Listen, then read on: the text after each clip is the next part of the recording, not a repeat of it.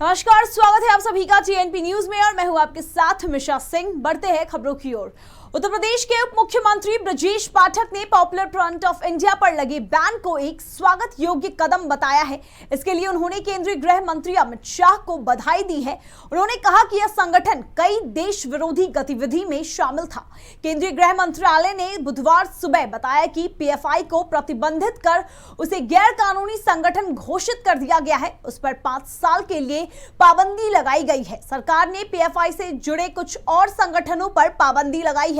वहीं केंद्र सरकार की इस कार्रवाई पर प्रतिक्रिया व्यक्त करते हुए उत्तर प्रदेश के उप मुख्यमंत्री केशव प्रसाद मौर्य ने कहा कि यह नरेंद्र मोदी का नया भारत है। इसमें देश विरोधी साजिश वाला कुचला जाएगा। यूपी में मुख्य विपक्षी दल समाजवादी पार्टी का 2 दिवसीय अधिवेशन आज से शुरू हो चुका है। आज प्रांतीय अधिवेशन है, जबकि 29 सितंबर को राष्ट्रीय अधिवेशन होगा। अधिवेशन सुबह 11 बजे से लखनऊ के रमाबाई मैदान में शुरू हो चुका है। इन अधिवेशनों में पार्टी के करीब 25,000 प्रतिनिधि हिस्सा लेंगे। राज्य स्तरीय अधिवेशन में प्रांतीय अध्यक्ष का चुनाव होगा, जबकि राष्ट्रीय अधिवेशन में पार्टी के राष्ट्रीय अध्यक्ष का चुनाव होगा। स्थानीय निकाय के होने वाले चुनाव और उसके बाद 2024 लोकसभा चुनाव की रणनीति के लिहाज से बेहद महत्वपूर्ण इस अधिवेशन में अखिलेश यादव को लगातार तीसरी बार पार्टी का अध्यक्ष चुना जाएगा, जबकि प्रदेश अध्यक्ष के तौर पर नरेश उत्तम पटेल के अलावा एक अन्य नाम स्वामी प्रसाद का भी सामने आ रहा है। उच्च मुद्रास्फीति पर लगाम लगाने के लिए रेपो दर में 0.50% की एक और वृद्धि की आशंका है। यह आशंका इसलिए है क्योंकि भारतीय रिजर्व बैंक की मौद्रिक नीति समिति की 3 दिन की बैठक आज से शुरू होगी। अमेरिका के केंद्रीय बैंक फेड रिजर्व समेत अन्य प्रमुख केंद्रीय बैंकों द्वारा ब्याज दरों में वृद्धि के अनुरूप आरबीआई भी रेपो दर में वृद्धि कर सकता है।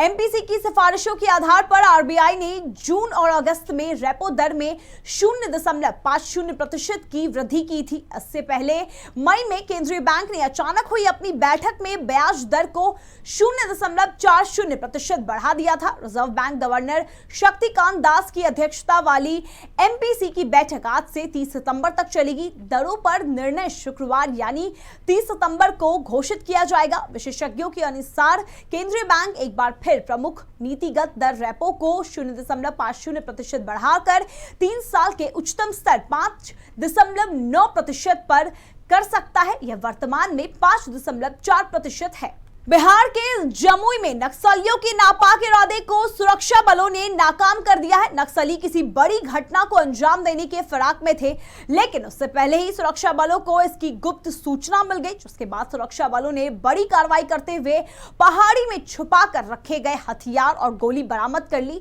जानकारी के मुताबिक जमुई के चरका पत्थर थाना क्षेत्र के अंतर्गत कथावर के सीमावर्ती पहाड़ी क्षेत्रों में नक्सली बड़ी घटना को अंजाम देने के फिराक में थे। साउथ फिल्म इंडस्ट्री से दुखद खबर सामने आई है। साउथ सुपरस्टार महेश बाबू की मां इंदिरा देवी का निधन हो गया है। वह पिछले कुछ हफ्तों से बीमार चल रही थी।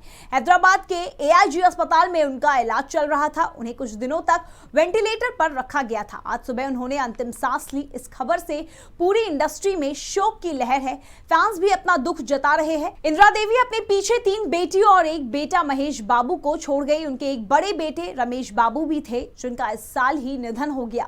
इंदिरा देवी साउथ सुपरस्टार कृष्णा की पत्नी थी, मगर उनसे अलग हो चुकी थी। कृष्णा ने बाद में विजय निर्मला से शादी कर ली।